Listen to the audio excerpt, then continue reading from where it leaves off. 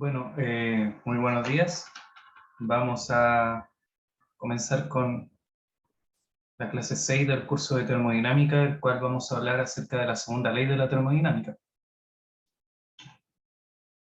¿Cuáles son los objetivos de esta clase? Comprender la segunda ley de la termodinámica, aplicar la segunda ley en procesos cotidianos. ¿Y qué vamos a ver específicamente? La segunda ley de la termodinámica, lo que son las máquinas térmicas y refrigeradores y bombas de calor.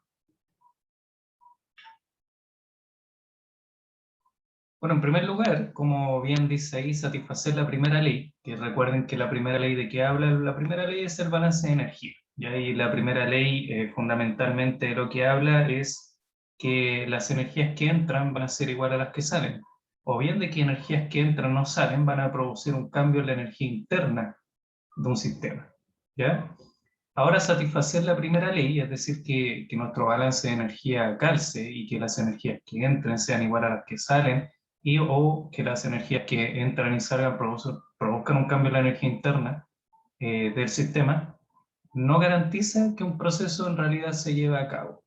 ¿Ya? Y eso es de vital importancia entenderlo, porque de lo que me habla la segunda ley es si un proceso va a ocurrir o no, ¿ya? Y no de su balance de energía, sino que si es posible que el proceso ocurra o no, ¿ya? Un proceso no puede ocurrir a menos que satisfaga tanto la primera como la segunda ley de la termodinámica, siendo la segunda ley la que me va a hablar acerca de espontaneidad de un proceso, si el proceso puede ocurrir o no, si es posible que ocurra. Los procesos reales ocurren en una determinada dirección y no en una dirección inversa, ¿ya? La primera ley no coloca restricciones con respecto a en qué dirección se dará un proceso. La primera ley habla del balance de energía. La que habla acerca de la dirección de los procesos hacia dónde ocurren, es justamente la segunda ley de la termodinámica. ¿Bien? ¿Y a qué me refiero con en qué dirección ocurren los procesos? Por ejemplo, si ustedes hacen botar una pelota, se van a dar cuenta de que nosotros la pelota la lanzamos de cierta altura con respecto al suelo, y si la pelota, si este es el suelo, y la pelota es elástica de un material que va a rebotar, se van a dar cuenta de que esta pelota, ¿qué es lo que va a hacer? Va a botar, luego va a rebotar, va a llegar a una altura menor, y luego va a llegar a una altura mucho menor, hasta que finalmente queda en reposo a la altura del suelo. La dirección en la cual nosotros soltamos la pelota y le hicimos botar, o botear, es en esa dirección y no al revés. Yo nunca en mi vida he visto que una pelota que esté en el suelo comience a botear solamente hasta agarrar cierta altura. Yo no lo he visto. ¿Quién dice que estos procesos ocurren en una dirección u otra? Es justamente la segunda ley de la termodinámica.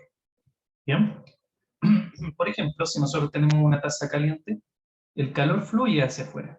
Bien, siempre y cuando la taza esté a una temperatura mayor, por ejemplo, si el agua está a 100, supongamos que la taza está aproximadamente a 100, y si afuera hay 25 grados Celsius, bueno, el calor va a fluir desde temperaturas mayores hacia un lugar donde hayan temperaturas menores. Ya esa es la dirección natural en la cual fluye el calor, desde un lugar donde hay temperatura mayor hacia un lugar donde hay temperatura menor, y no al revés. Ya no he visto yo el proceso contrario. ¿Bien?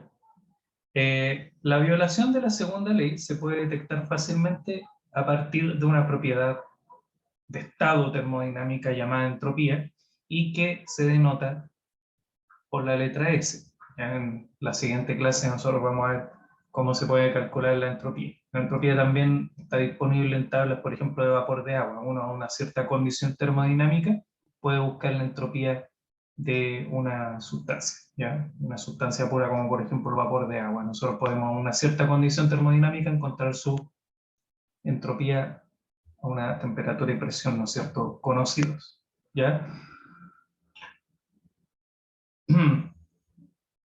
Un reservorio de energía térmica, cuando yo hablo de reservorio me imagino yo un lugar que almacena energía térmica, ¿ya? Un reservorio de energía térmica es un cuerpo idealizado con una capacidad de energía térmica, ¿ya? Es decir, masa por su calor específico, relativamente grande, ¿ya? O sea, un reservorio tiene que ser una masa relativamente grande que puede suplir o absorber cantidades finitas de calor sin que se dé ningún cambio de temperatura, ¿ya? Ejemplos incluyen océanos, lagos, ríos o el aire atmosférico, ¿ya? O cualquier otro cuerpo físico cuya capacidad de energía térmica sea relativamente grande en comparación a la cantidad de energía que suple o absorbe. Por ejemplo, nosotros tenemos la atmósfera, ¿ya? O nuestras capas de aire atmosférico. Si nosotros tenemos una chimenea, una casa con chimenea, y fíjense que nosotros lo que vamos a hacer en la chimenea es quemar un combustible o quemar estos chips de madera con los que uno calefacciona la casa, ¿ya? O de biomasa de repente lo hacen también. Y fíjense de que los humos de la chimenea, al ser humos de combustión, por la chimenea saldrán a unos 500 grados Celsius o unos 400, de repente menos, ya depende del largo de la chimenea, pero que salgan a una temperatura alta o media, unos 500 grados Celsius, supongan que salen esos humos o esos gases de combustión, no significa que va a hacer cambiar la temperatura de la atmósfera, ¿ya? Porque si afuera hacen 30 grados en verano, no, en realidad yo pongo la chimenea cuando hace frío, si afuera hacen 15 grados, el aire no se va a calentar por eso, ¿ya? Me refiero a la temperatura, no sé, de la región metropolitana, no va a ser más calor porque yo tire humo de una chimenea. Entonces eso se refiere con un reservorio, ¿ya? Es un lugar que debido a que su masa es tan grande, cuesta que suba de temperatura, entonces puede almacenar una gran cantidad de energía térmica, ¿ya? Por eso dice que son las atmósferas, ríos, lagos, masas de agua o masas de aire que tienen una gran cantidad de sus sustancias, por lo tanto tienen una gran masa y cuesta que cambien de temperatura, ¿ya? Una fuente, una fuente es un reservorio que suple energía en forma de calor. Eso es una fuente. Nosotros estábamos hablando de lo que era un reservorio. Pero una fuente es un tipo de reservorio que va a entregar energía, ¿ya? Como lo que aparece acá, que una fuente de energía térmica entrega energía, que puede ser calor. Mientras que un sumidero es un lugar o es un reservorio al cual llegan energías, ¿ya? En este caso en forma de calor. Entonces, tanto la atmósfera como los océanos, ríos, lagos, etcétera, pueden actuar tanto como fuentes como sumideros, siendo fuente un sector que entrega energía térmica y los sumideros un sector en el cual se absorbe o almacena o llega la energía térmica. El trabajo se puede convertir fácilmente en otras formas de energía, eso lo dice la primera ley, ¿no es cierto?, del balance de energía, de que el trabajo puede convertirse en otros tipos de energía térmica, ¿ya? O bien modifica la energía interna de una sustancia.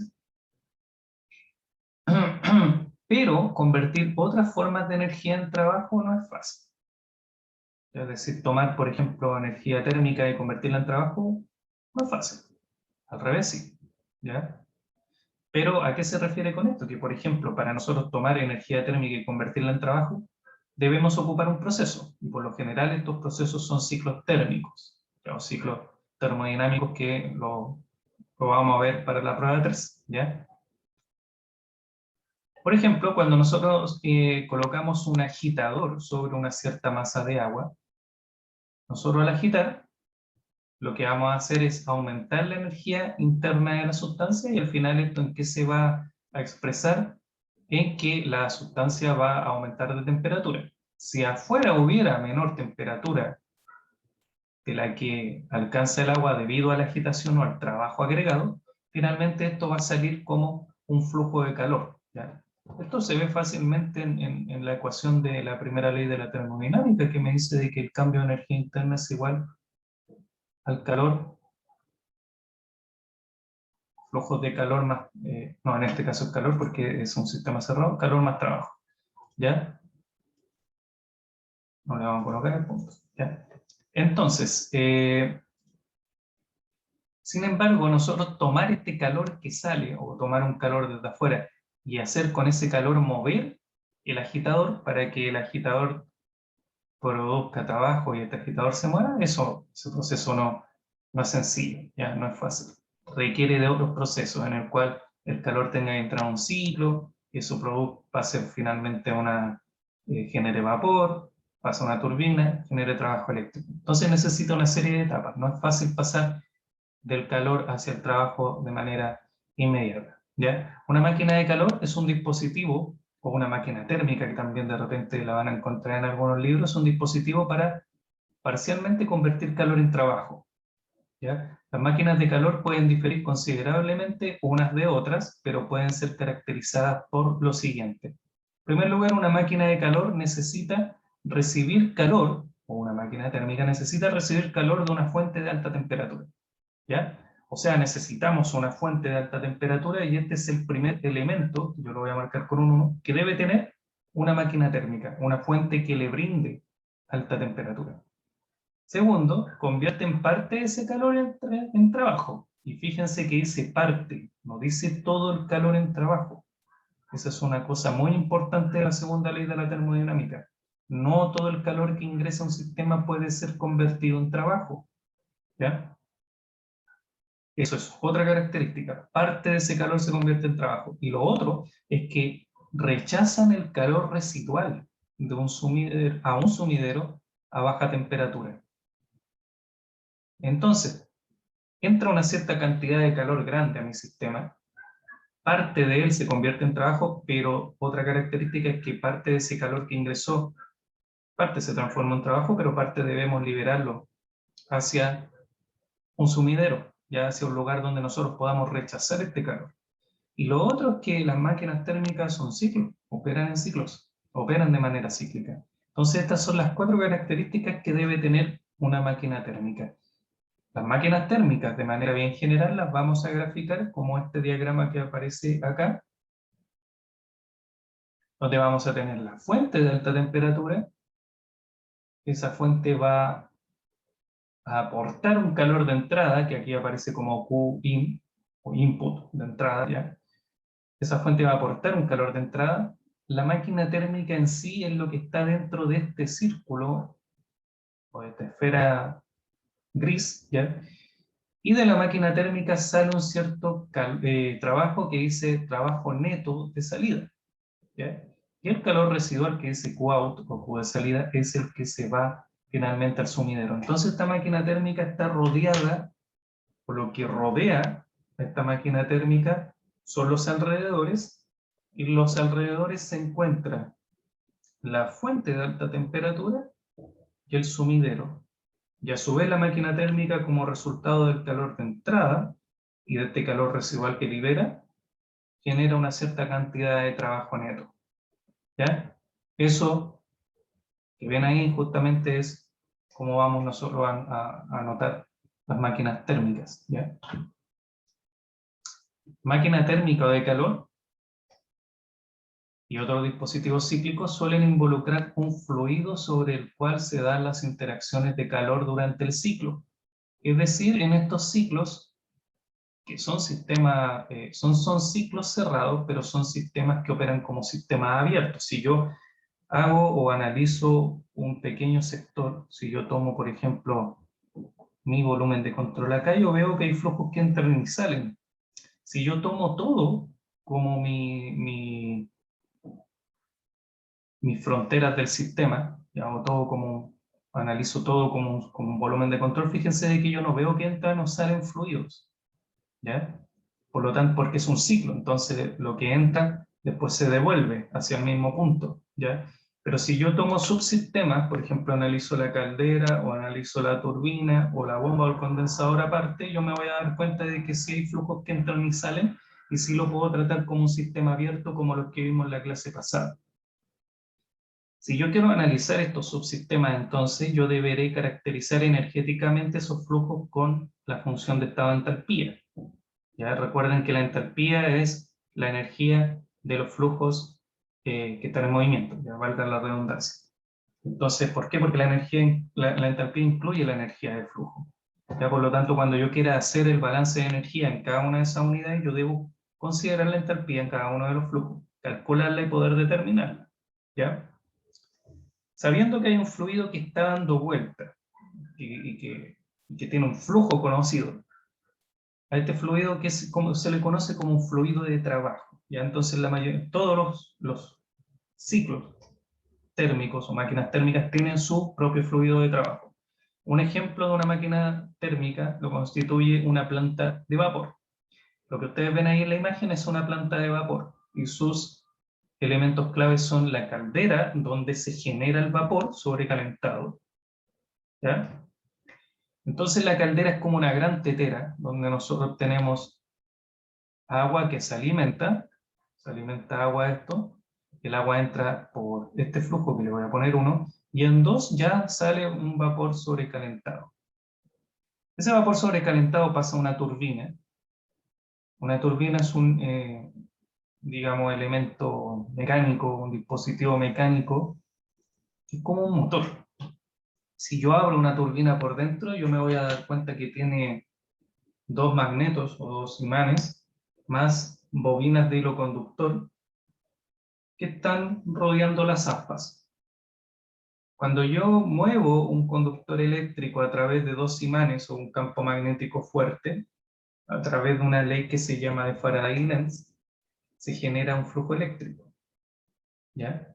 Así como un motor, por ejemplo, ustedes lo que hacen es enchufarlo a la electricidad y el motor comienza a andar, la turbina es el proceso contrario. Si ustedes un motor eléctrico con la mano lo giran rápidamente y ponen un tester o un instrumento de medición eléctrica, van a darse cuenta que están generando un voltaje, una diferencia potencial. ¿Ya? Es decir, es cómo funcionan los dínamos de las bicicletas. Cuando uno le coloca un dínamo es un motor que yo no estoy haciendo girar el motor con corriente, sino que yo hago girar el motor con energía mecánica, con movimiento, y por eso genera electricidad y puede prender luces, por ejemplo, un dínamo. ¿Ya? La turbina funciona así. Y cuando el vapor sobrecalentado entra a alta presión ahí, hace mover los álabes de la turbina, y eso hace que se genere potencia eléctrica, que es el trabajo de salida que aparece. ¿Ya? Luego, como el vapor sobrecalentado entrega su calor sensible, parte de su calor latente, por aquí sale un líquido saturado, generalmente un líquido saturado. Puede salir un vapor saturado igual, pero las turbinas se dañan con el vapor saturado, así que lo mejor es que salga como líquido saturado. Y ese líquido saturado, ¿qué debemos hacer? Debemos devolverlo a la caldera. Pero para que este proceso cumpla el ciclo, debemos condensarlo. Y ahí debemos quitarle un poco de su calor para poder devolverlo como un líquido subenfriado, poder bombearlo, llevarlo con una bomba hacia allá, que las bombas son aquellos dispositivos mecánicos que lo que hacen es mover fluidos, y este líquido subenfriado finalmente se devuelve a la caldera donde nuevamente es calentado. ¿Ya? Justamente fíjense de que esta máquina térmica, que está encerrada en este cuadro amarillo, es lo mismo que esa esfera gris que aparece ahí. Está todo dentro de ella. Y fíjense que lo que sale es un trabajo de salida generado por la turbina, y entra un calor de entrada debido a la quema de combustible. Ahí está mi fuente de energía. Y sale del condensador un calor residual que se va, puede ser a la atmósfera, ¿ya? O puede ser a un río. ¿Ya? Así que no es mucha la temperatura del agua que yo estoy vertiendo, ¿ya? Para poder nosotros eh, liberar ese calor residual.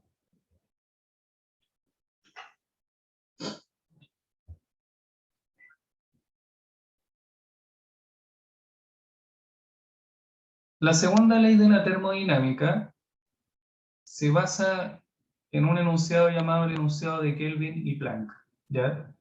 ¿Qué es lo que dice este enunciado? Analicémoslo un poco. Dice: es imposible construir una máquina térmica como las que nosotros vimos acá, una máquina en la cual se le alimenta calor para producir un trabajo, y dice que es imposible construir una máquina térmica que, funcionando de manera cíclica, solo produzca el efecto de absorber energía de un foco y convertirla en igual cantidad de trabajo. Ante este enunciado, ¿qué es lo que está graficando Kelvin y Planck, de que un dispositivo no puede funcionar de manera cíclica, como el que vimos anteriormente, si todo el calor que ingresa acá, que yo lo tomé de una fuente caliente, se convierte finalmente en trabajo mecánico. Y eso quiere decir de que el calor que ingresó, o calor QH, nunca puede ser igual al trabajo producido, ¿ya? El trabajo que se produce en la turbina. Es decir, lo que me está diciendo Kelvin y Planck es que no existen máquinas térmicas de eficiencia 100%. No pueden ser eficientes al 100%. Y nosotros sabemos de que eso no existe. Nada es tan eficiente, ¿ya? Siempre se va a perder algo de energía en el medio ambiente, ¿ya? Es decir, siempre se va a liberar algo de calor hacia el entorno. O la turbina, por ejemplo, no va a funcionar con un 100% de eficiencia porque sus elementos mecánicos rozan y el roce finalmente se transforma en calor y se pierde como calor hacia la atmósfera. Y eso tiene que ver con entropía. ¿Ya? La entropía es una medida del desorden, ¿ya? Y aumenta con la energía térmica porque es función de la energía térmica. Entonces, todos los procesos de la naturaleza tienden a incrementar la entropía de los alrededores, ¿ya? Porque nosotros siempre, ¿en qué terminan los procesos? En liberar calor, ¿ya? En liberar calor, ya sea por irreversibilidades como las que yo les nombro de la turbina, que tiene roce, eso genera calor y eso se va a la atmósfera. Entonces, finalmente, la condición inicial del entorno era que estaba a una cierta condición termodinámica, liberamos calor, y el calor aumenta la energía cinética de las partículas alrededor, incrementando la entropía de los alrededores, ¿ya? Todas estas cosas y todo el enunciado de Kelvin Planck al final dice de que los procesos y las máquinas térmicas lo que hacen es que no funcionan, sino aumentan la entropía de los alrededores. No funcionan, ¿ya? Y no se puede todo el calor que ingresa convertir en trabajo, eso es imposible. No puede haber un proceso que no libere un calor hacia una fuente fría Q sub L sin, no va a ocurrir un proceso si es que no libera, si es que no existe este flujo de calor. Eso se les conoce como máquinas de tipo imposibles, ¿ya? Bueno, ahora pueden ustedes buscar en YouTube y van a darse cuenta de que hace unos tiempos atrás existían muchos videos que aseguraban que tú podías obtener energía libre o que eran de energía infinita. Son los famosos videos que ustedes pueden encontrar como Free Energy o Infinite Energy y se van a dar cuenta de que hay miles de videos de eso. Cualquier persona que estudie un curso de termodinámica se va a dar cuenta de que eso es imposible. Si nosotros tuviéramos un método para poder convertir toda la energía que ingresa o de obtener energía de manera sin, digamos, sin quemar un combustible, ¿ya? Que se pudiera, por ejemplo, producir energía eléctrica solamente con imanes, como muestran estos videos, no tendríamos problema de calentamiento global, ¿ya? Entonces, en el fondo, no pueden ustedes generar trabajo, ya sea trabajo eléctrico, sea cualquier tipo de trabajo, sin que yo ingrese una cantidad mayor de energía. Y por eso justamente es el problema del calentamiento global, ¿ya? Porque nosotros necesitamos siempre suministrar más energía y esa energía que suministramos se aprovecha de mala forma, porque no toda ella se puede convertir en trabajo. Y finalmente en trabajo eléctrico como las plantas térmicas. Solamente un porcentaje. Y las plantas térmicas, las mejores, están en un 40% de eficiencia. Es decir, si cargan 100, si nosotros tenemos 100 kilojoules que alimentamos, solamente 40 se pueden transformar. Si producimos 40 kilojoules de calor de un combustible que quemamos, perdón, 100 kilojoules de calor de un combustible que quemamos, solamente aproximadamente el 40% en la mejor central térmica podemos aprovechar. Todo lo demás se desperdicia hacia el entorno, ¿ya?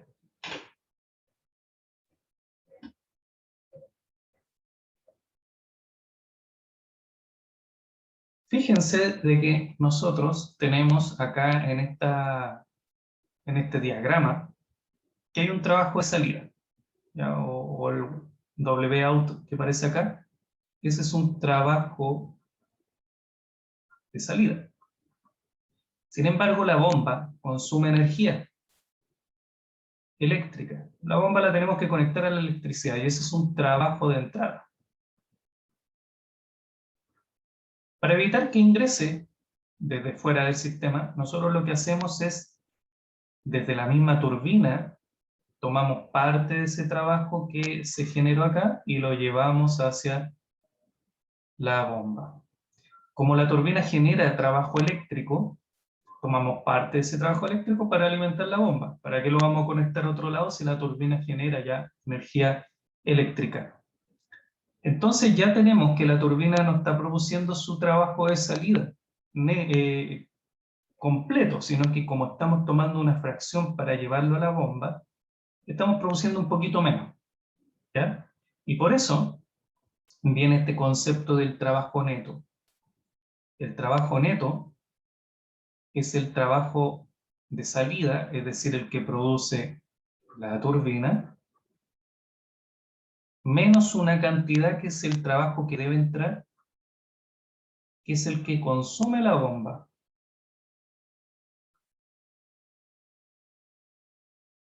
¿Ya? Por eso es que para la primera prueba le hicimos calcular justamente el trabajo neto, ¿ya? Porque van a haber varios procesos que están ocurriendo en un ciclo que finalmente a mí me van a dar un resultado de trabajo que sale neto del sistema, descontando ya todos los procesos que tuvieron que consumir ciertas cantidades de trabajo.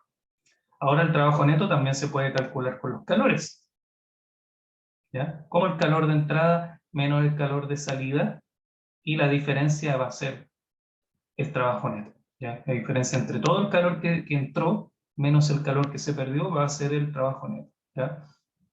Por eso sale acá de que si nosotros tenemos que esta es nuestra máquina térmica, la turbina genera esto, que es el total, pero nosotros cierta cantidad la devolvemos, ¿ya? Para todos aquellos procesos que necesitan consumir trabajo mecánico, ¿ya? Como las bombas.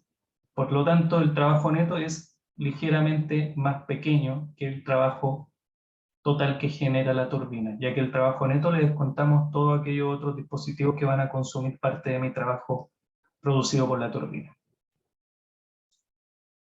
Y ahora vamos a ver lo que es el concepto de eficiencia térmica. El calor de salida representa la cantidad de energía desechada para poder completar el ciclo. Y nunca es cero, esto es importante. Siempre vamos a tener una cierta cantidad de calor que se debe perder debido al enunciado de Kelvin y Planck. Ya no existe una máquina térmica si no pierde una cierta cantidad de calor residual.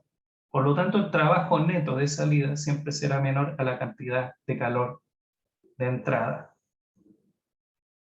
Las máquinas de calor se desea que el trabajo neto y lo que se paga es el calor suministrado al fluido, ¿ya? Es decir, las máquinas térmicas nosotros lo que deseamos es el calor, el trabajo neto, perdón.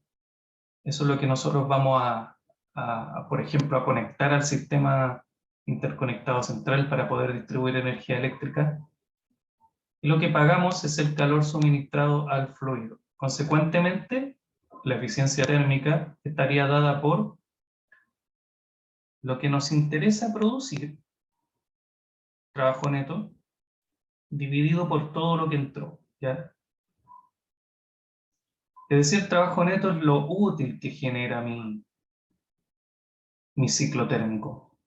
Porque eso es lo que, por ejemplo, nosotros vamos a vender o vamos a suministrar a nuestros procesos, el trabajo neto. Mientras que el calor de entrada es toda la energía que ingresa al sistema.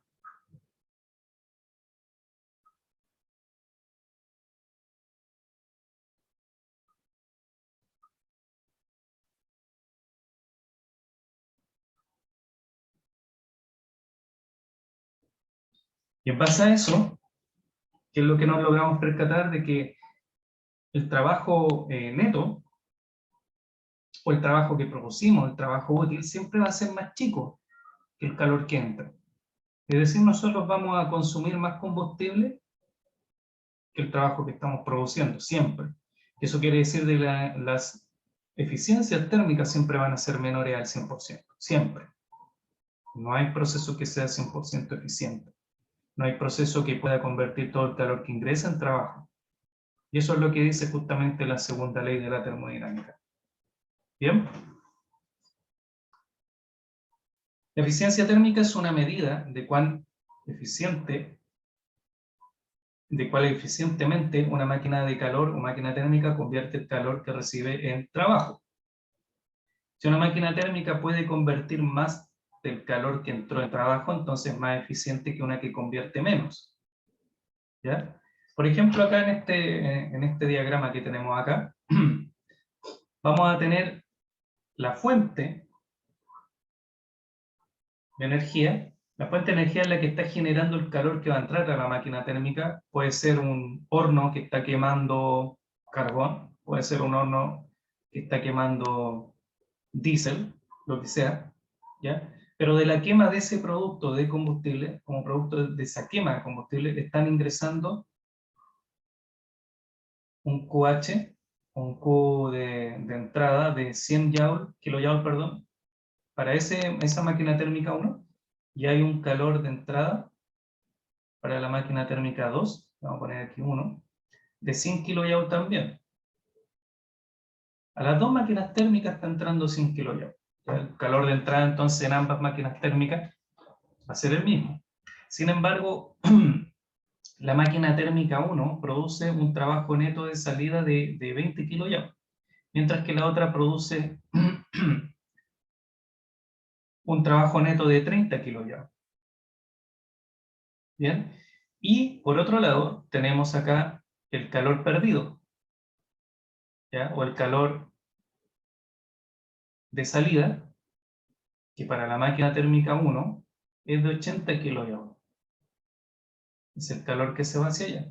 Y acá el calor que se va hacia allá es el calor de salida para la máquina térmica 2 y tiene un valor de 70 kJ como es acá. Ese es el calor de salida. Si aplicamos la primera ley de la termodinámica,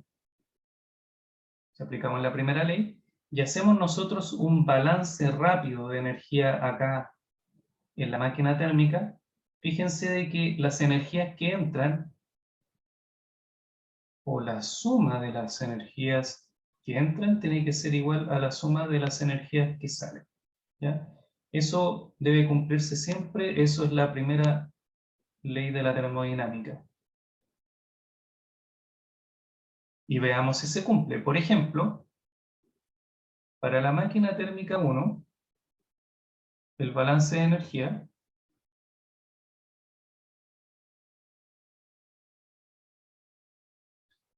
me dice de que está entrando un calor de 100, ¿ya? Está entrando un calor de 100 kJ. Por lo tanto, el balance de energía es que el calor de entrada tiene que ser igual al trabajo neto, que voy a poner módulo para no considerar el signo del trabajo neto, y tiene que ser además, como el trabajo sale y el otro calor sale también, le vamos a colocar más el calor de salida, ¿ya?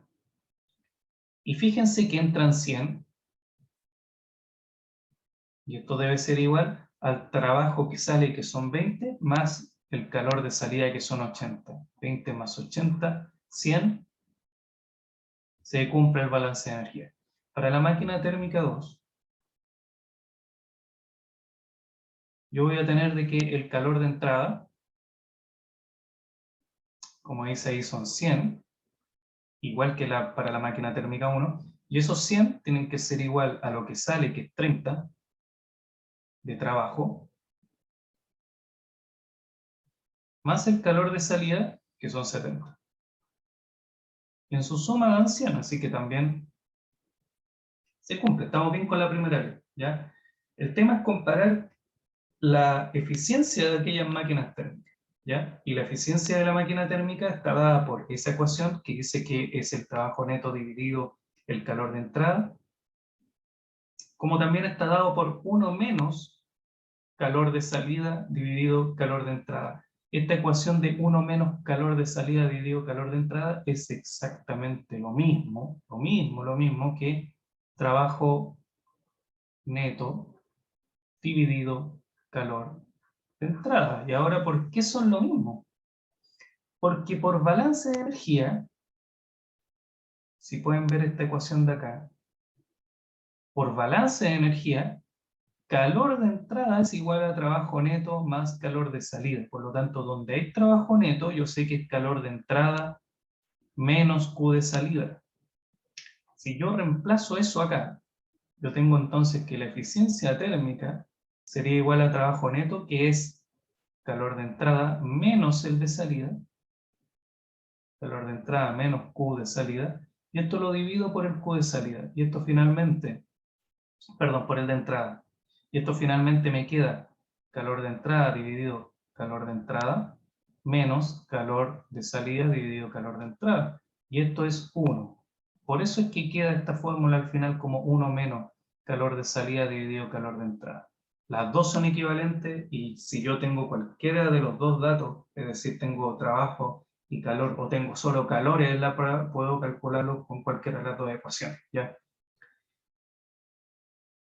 Usemos la ecuación del trabajo para realizar el cálculo y calculemos la eficiencia de la máquina térmica 1.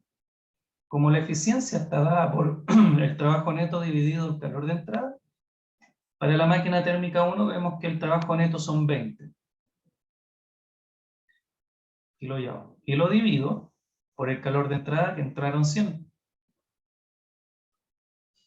Lo multiplico por 100 y esto me da una eficiencia del 20%. En cambio, para la máquina térmica 2, yo voy a tener de que lo que se produce son 30 kJ, ingresaron 100 kJ de calor en la entrada, lo multiplico por 100 y esto me da una eficiencia térmica del 30%. Entonces fíjense en algo, de que si yo no calculo la eficiencia intuitivamente, solamente mirando el diagrama, yo digo la máquina térmica 2 funciona mejor. ¿Por qué? Porque una me produce 20 de trabajo y la otra me produce 30. E ingresan la misma cantidad de calor. Ahí yo puedo comparar. Ingresa la misma cantidad de calor, que una me produce más trabajo de la otra, me quedo con la que me produce más trabajo. ¿Ya? Entonces, intuitivamente ya se puede ver. ¿Sí? Caso distinto es el tema de los refrigeradores. Fíjense que en el refrigerador se producen cámaras frías. Se producen cámaras frías. Y lo otro que tiene el refrigerador es de que en el refrigerador inicialmente el refrigerador se encuentra a temperatura ambiente y empieza a liberar calor hacia otro lugar, ¿ya? Los refrigeradores atrás tienen un condensador, tienen una parrilla, como la que aparece acá. Tienen una parrilla. Si ustedes miran la parte trasera de un refrigerador, se van a dar cuenta que tiene una parrilla. Y si colocan la mano atrás del refrigerador, se van a dar cuenta que el refrigerador está liberando calor. Y de hecho calienta un poco el ambiente, un refrigerador. O cuando van por ejemplo, un local que vende abarrotes, se van a dar cuenta que estas máquinas donde está el queso, el jamón y todo eso, ese sector es muy caluroso, porque está liberando calor, ¿ya? Entonces el refrigerador, ¿qué es lo que hace? Lo que hace es absorber calor de los alimentos. Yo coloco un alimento que está a temperatura ambiente y después el alimento está más frío o tiene menor temperatura. Existe una zona donde el refrigerador roba ese calor de los alimentos, lo secuestra, pero ese calor tiene que salir por algún lado. ¿Por dónde sale?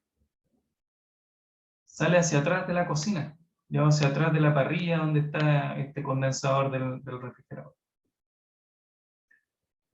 Si yo coloco por ejemplo, un trozo de carne que, que se encuentra a temperatura ambiente, o se encuentra un poco frío, fíjense de que ese trozo de carne no se va a congelar espontáneamente, o su temperatura no va a disminuir espontáneamente, Si yo coloco agua en el refrigerador para generar cubos de hielo, se generan cubos de hielo, ¿ya?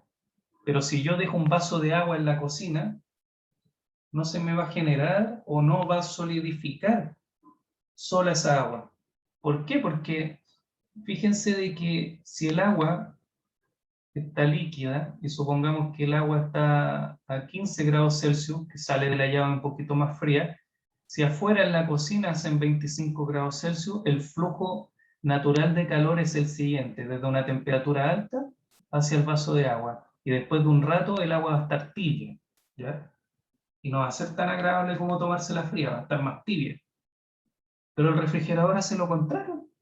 El refrigerador lo que hace es enviar calor desde una fuente que está a menor temperatura, por ejemplo, el agua o el alimento, y yo tomo ese calor de la fuente fría Q low o Q frío y lo envío hacia la atmósfera, que está a una mayor temperatura, y eso no es natural, ¿ya? Eso no es un proceso espontáneo. El calor no fluye desde un lugar a menor temperatura hacia uno de mayor temperatura, eso no ocurre. Entonces el refrigerador viola la segunda ley de la termodinámica, aparentemente sí, porque el movimiento espontáneo del calor es de un lugar de mayor temperatura hacia uno de menor. Entonces el agua tiende a entibiarse y no a enfriarse. Pero el refrigerador hace lo contrario. Toma calor de esa sustancia, de su energía interna, por ejemplo, del agua, y lo solidifica, y después ese calor lo obliga a irse hacia mi casa, hacia la cocina, hacia el ambiente de la cocina. Ese proceso no es espontáneo. Y como el proceso no es espontáneo, necesita consumir trabajo. Yo puedo, procesos que no son espontáneos, hacer que vayan en la otra dirección. Yo lo puedo hacer. Pero para hacerlo necesito alimentar trabajo. ¿Y dónde el refrigerador consume trabajo? De la red eléctrica, alimentando un compresor con energía eléctrica. Si el compresor no está funcionando, yo desconecto el refrigerador de la red eléctrica, todo se entibia y los alimentos se echan a perder, ¿ya? Es un ciclo que tiene que estar siempre andando y está siempre consumiendo energía para llevar el proceso al sentido inverso, ¿ya? Para tomar calor de un espacio que está a menor temperatura y llevarlo hacia uno de mayor temperatura, ¿ya? ¿Qué elementos tiene un refrigerador? Tiene un fluido de trabajo llamado refrigerante. Hace un tiempo atrás eran puros fluorocarbonos que dañan la capa de ozono. Ahora se están usando otros orgánicos que no necesariamente dañan la capa de ozono. Algunos también usan amoníaco, un gas un poco tóxico. Y lo que pasa es que existe también una válvula de expansión que cuando el compresor lo que hace es comprimir en una primera etapa el fluido refrigerante, y este fluido refrigerante está en estado gaseoso o de líquido más vapor a veces. Pasa por el condensador, libera parte de su calor, y fíjense que le pasa a la temperatura, baja un poquito porque liberamos calor por ahí por la parrilla de atrás del refrigerador. Calor que se va a la cocina y calienta un poco el ambiente. Luego este fluido pasa a través de una válvula de expansión isentálpica, como lo vimos en la clase anterior, y esta válvula de expansión, ¿qué es lo que hace? Produce una disminución brusca de la temperatura.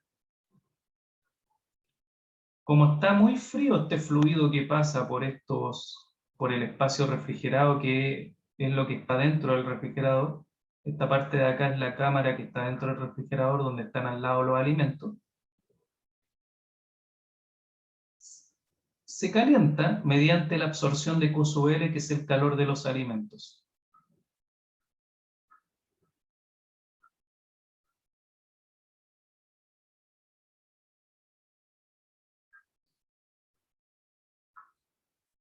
¿Ya? Y fíjense de que este proceso, para este ejemplo solamente, ocurre a presión constante. Está bien que ocurra a presión constante porque esto es un intercambiador de calor nomás. pero la temperatura se mantiene constante. Eso quiere decir de que acá nosotros teníamos líquido saturado y pasamos a, probablemente hayamos evaporado un poquito de este líquido y lo hayamos pasado a vapor saturado, pero sigue estando frío.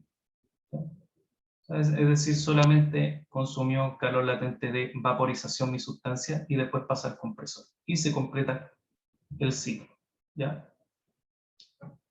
Como dice ahí, un refrigerador es un dispositivo que permite la transferencia de calor de un medio que se encuentra a baja temperatura, ¿ya?, a un medio que está a mayor temperatura. Tomamos calor de un lugar a baja temperatura y lo mandamos a un lugar de alta temperatura. Eso no es espontáneo y requiere consumir trabajo. Los refrigeradores son dispositivos cíclicos y el fluido de trabajo en un ciclo de refrigeración se conoce como refrigerante. El ciclo de refrigeración más común es el de compresión de vapor, que eso entra en la prueba 3. ¿Ya? Para los refrigeradores y bombas de calor, se ocupa un coeficiente para medir su eficiencia, entre comillas, que es el coeficiente de desempeño, o coeficiente de performance, que está escrito en inglés, por eso se dice COP. Y el coeficiente de desempeño de un refrigerador es análogo a la eficiencia de la máquina térmica. Es decir, arriba va lo que quiero, y en mi caso lo que quiero es retirar más calor de los alimentos.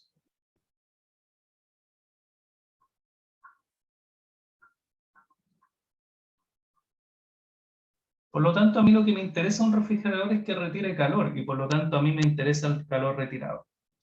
Versus lo que necesito, o dividido lo que necesito, para poder echar a andar este ciclo, o poder hacer que el refrigerador funcione, y en ese caso es el trabajo neto que consume de la red eléctrica. ¿Ya? Por lo tanto, si yo divido el calor Q sub L dividido el trabajo neto, yo obtengo el COP del refrigerador. ¿Ya? Y en este caso, el COP va a ser Q sub L dividido por balance de energía, es lo mismo que QH menos Q sub L, y me queda de esta forma la fórmula del COP. ¿Ya? Eso QH menos Q sub L igual al trabajo neto por balance de energía.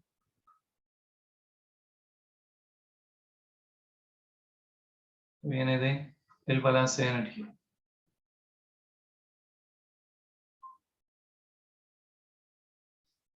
Y por otro lado tenemos un dispositivo muy parecido al refrigerador, que son las bombas de calor. Y las bombas de calor se utilizan para calefaccionar casas, oficinas y piscinas. ¿Ya? En las piscinas, en el verano se van a dar cuenta que toda la gente está comprando bombas de calor. La bomba de calor es un refrigerador, solamente que en vez de yo usar el calor, en vez de usar el calor retirado de los alimentos, o que me importe el calor retirado de los alimentos, yo uso la parte trasera de un refrigerador para poder calefaccionar un ambiente. ¿Ya? Entonces, ¿un refrigerador es una bomba de calor? Sí, es lo mismo, ¿ya? Solamente que están diseñados para que sea más óptima la transferencia de calor de un lugar a otro. Por ejemplo, si ustedes tuvieran frío y no hayan con qué calefaccionar, esta es una idea media loca que les puedo decir, pueden abrir la tapa del refrigerador y dejar la cámara de refrigeración mirando hacia, por ejemplo, hacia el balcón o hacia el patio, y dejar toda esa parrilla detrás del refrigerador hacia su living, y les va a empezar a tirar calor el refrigerador. Entonces al final funcionan igual, solamente que la fórmula y ustedes pueden ver acá en el diagrama de la máquina térmica que funcionan de la misma forma. El diagrama es el mismo, exactamente el mismo, ¿ya? Solamente que cambia la fórmula del coeficiente de desempeño. ¿Y por qué cambia? Porque ya para la bomba de calor a mí no me interesa el calor retirado de los alimentos, me interesa el QH, el que se libera al ambiente, porque ese QH es el calor que va a calefaccionar mi ambiente.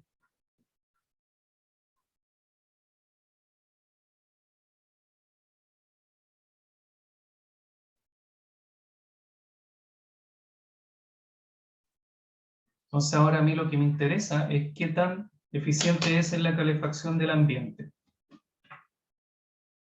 Una comparación entre el COP de un refrigerador y el de una bomba de calor libera que Finalmente, si yo hago la demostración matemática que aparece acá, que estudiansela porque de repente se preguntan las pruebas, finalmente yo tengo de que el coeficiente de desempeño de una bomba de calor es igual a 1 más el coeficiente de desempeño de un refrigerador, ¿ya? Por lo tanto, en cuanto a número, la bomba de calor siempre va a tener valores numéricos mayores que el coeficiente de desempeño de un refrigerador, ¿sí? Consecuentemente, para valores fijos de calor de entrada y de salida, valores fijos de calor de entrada y de salida en un ciclo, si el COP del refrigerador es mayor que 1, el COP de la bomba de calor también será mayor a la unidad. El desempeño de un aire acondicionado y de una bomba de calor es expresado con frecuencia en términos de la razón de eficiencia de energía, ¿ya? De repente cuando uno va a comprar un aire acondicionado o una bomba de calor, no aparece el COP. De repente lo entregan, pero viene este número, ¿ya? Que se llama justamente razón de eficiencia de energía, ¿ya? Un valor que a mí me entrega la eficiencia energética de ciertos dispositivos que están diseñados para calefaccionar o para refrigerar ciertos ambientes o espacios, alimentos, etc., ¿ya? Y está dado por esta ecuación de acá, que es 3,412 por el COP de refrigeración. Obteniendo yo el COP de refrigeración, puedo obtener justamente esta razón de eficiencia energética, ¿ya? La segunda ley también tiene un enunciado llamado de Clausius, ¿ya? Y ese enunciado, ¿qué es lo que dice? Que es imposible construir un dispositivo que opere en un ciclo y que no produzca otro efecto que la transferencia de calor de un cuerpo de menor temperatura a uno de mayor temperatura. ¿Qué quiere decir el enunciado de Clausius? Es el enunciado que justifica la existencia de los refrigeradores y bombas de calor, ¿ya? ¿Por qué? Porque fíjense lo que está diciendo. Dice, no se puede construir un dispositivo. Es imposible construir algo o un dispositivo que esté operando en un ciclo y que no produzca otro efecto que la transferencia de calor de un cuerpo de menor temperatura a uno de mayor temperatura. Justamente habla de entropía, ¿ya? Es decir, el refrigerador, ¿qué hace? Toma calor del alimento que está frío y lo envía hacia mi living, mi casa, mi cocina, que está a mayor temperatura, entonces toma calor de algo que está frío y lo vuelve más frío, robándole calor y llevándolo a un sumidero de alta temperatura. Eso no es espontáneo. Entonces, Clausius, ¿qué dice? Dice, este efecto no puede ocurrir y un proceso no puede ocurrir de esa manera, ni trabajar en un ciclo si el efecto es que este calor secuestrado es llevado hacia el sumidero. Tiene que pasar otra cosa, tiene que haber otro efecto. El primer efecto es que el refrigerador no funciona si es que no consume una cierta cantidad de trabajo, ¿ya? Y lo otro, el otro efecto también es que todos estos componentes, compresor, válvula de expansión isentérpica, etcétera, son irreversibles, no son perfectos, producen pérdida de energía, hay roce en esos dispositivos, hay pérdida de calor, incrementamos la entropía de los alrededores. Estos dos enunciados hablan de entropía, ¿ya? Nada más que eso, ¿ya? Este postulado tiene que ver con la segunda ley y los refrigeradores, en tanto que el de Kelvin-Planck tiene que ver con las máquinas de calor. ¿Son distintos los dos enunciados? No, son equivalentes. Uno habla de máquinas térmicas, el otro habla de refrigeradores y bombas de calor. Finalmente, cuando toda esta teoría termodinámica nació, se generaron muchas patentes acerca de ciclos posibles y ciclos que le iban a ahorrar una millonada de recursos monetarios a gente que quisiera usarla, sobre todo industriales, personas que están dedicadas a la industria. Y se empezaron a generar patentes que eran máquinas de movimiento perpetuo. Es decir, máquinas que, por ejemplo, no necesitaban que ingresara calor, iban a estar generando trabajo de manera perpetua. O máquinas que necesitaban solamente que se agregara una cantidad inicial de calor y después producir trabajo toda la vida, ¿ya? La segunda ley de la termodinámica dice que eso no ocurre, que eso es imposible, ¿ya? Y que no puede existir proceso real si no incrementa la entropía de los alrededores, ¿ya? La segunda ley es la ley de la entropía, ¿ya? ¿Y de qué me habla la segunda ley? De los procesos que van a ocurrir o no, ¿ya? En este caso, en el caso de las máquinas de movimiento perpetuo, tenemos varios tipos. Y una máquina de movimiento perpetuo, como dice ahí, es aquella que viola alguna de las leyes de la termodinámica, y un dispositivo que viola la primera ley de la termodinámica al crear energía, porque la primera ley de la termodinámica me habla del balance de energía. Y aquella que viola la primera ley de la termodinámica es llamado máquina de movimiento perpetuo tipo 1. ¿Ya? ¿Cómo viola esta máquina la primera ley de la termodinámica? Fíjense que yo tengo trabajo de salida. Les voy a explicar un poco cómo funciona esta máquina. En primer lugar, hay un hervidor o una caldera que se está alimentando con energía eléctrica. Entonces, un calentamiento eléctrico a través de una resistencia eléctrica que están acá. ¿Y de dónde se saca esa energía? Se saca de una turbina o generador eléctrico, ¿ya? Entonces, nosotros tomamos una cierta fracción nomás de esa energía eh, eléctrica, tomamos una cierta fracción del trabajo producido y lo usamos para hervir el agua, ¿ya? Entonces después el agua viene a alta presión, viene sobrecalentada, pasa por la turbina que está generando trabajo y ese trabajo sale hacia acá y nosotros nuevamente tomamos un poquito de este trabajo eléctrico y lo usamos para poder generar o poder hervir el agua, ¿ya? Entonces ahí tomamos una cierta cantidad de este trabajo eléctrico hacia allá. Y el trabajo neto sería el trabajo producido por la turbina menos este trabajo eléctrico consumido para poder hervir el agua, ¿ya? Después la turbina, ¿qué es lo que hace? Toma este fluido que ya perdió su entalpía, lo condensamos, tenemos un calor de salida y después lo retornamos hacia la bomba, etcétera. Y tomamos también fracción de ese trabajo de la turbina para poder alimentar con un trabajo bomba a la bomba eléctricamente. Si hacemos el balance, fíjense que el balance me dice fácilmente que la suma de las energías que entran es igual a la suma de las energías que salen. Y en este caso, yo tengo que las energías que entran, yo no veo ningún flujo de entrada de calor, por lo tanto es cero. Y eso es igual a las energías que salen, que es el trabajo neto, más el calor de salida que sale por el condensador. Un calor de salida. Entonces, esto viola la primera ley de la termodinámica. Porque me dice que el trabajo neto más el calor de salida es cero, porque no entra ninguna energía. Y en el fondo es generación espontánea. O sea, no está entrando nada, pero sí estamos generando trabajo y estamos generando calor, ¿ya? Entonces eso no ocurre realmente. Y aquellas máquinas que, si ustedes la ven en la imagen, no está entrando energía, pero sí sale energía.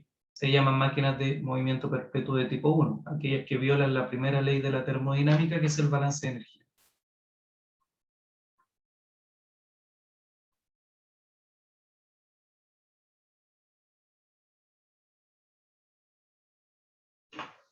Luego, tenemos máquinas de movimiento perpetuo tipo 2, y que son dispositivos que violan la segunda ley de la termodinámica, que es una máquina de movimiento perpetuo llamada PMM2, que son máquinas de movimiento perpetuo tipo 2. ¿Ya? Analicemos el diagrama que aparece acá, y fíjense que está entrando calor a mi caldera o hervidor. El trabajo, perdón, el vapor sobrecalentado que puede estar acá entrega toda su energía a la turbina, por lo tanto tenemos trabajo neto de salida.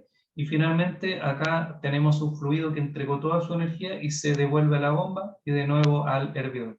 Esta es una máquina que tendría eficiencia 100%, porque sería igual al trabajo neto dividido el calor de entrada. Y esto sería igual a 1, porque son iguales. ¿Viola la primera ley? No. Respeta la primera ley, porque como me dice que energías que entran son iguales a las energías que salen, entonces yo tengo de que la primera ley se respeta. La que entra es Q de entrada. Y la que sale es trabajo neto. Por lo tanto, se respeta, no hay una inconsistencia como en el caso anterior, estamos bien, pero sin embargo no respeta el enunciado de Kelvin y Planck. Que recuerden que el enunciado de Kelvin, Planck, ¿qué es lo que me dice? Me dice de que todo el calor que ingresa no puede ser igual al trabajo neto producido. No pueden ser iguales. Tiene que haber un calor de salida.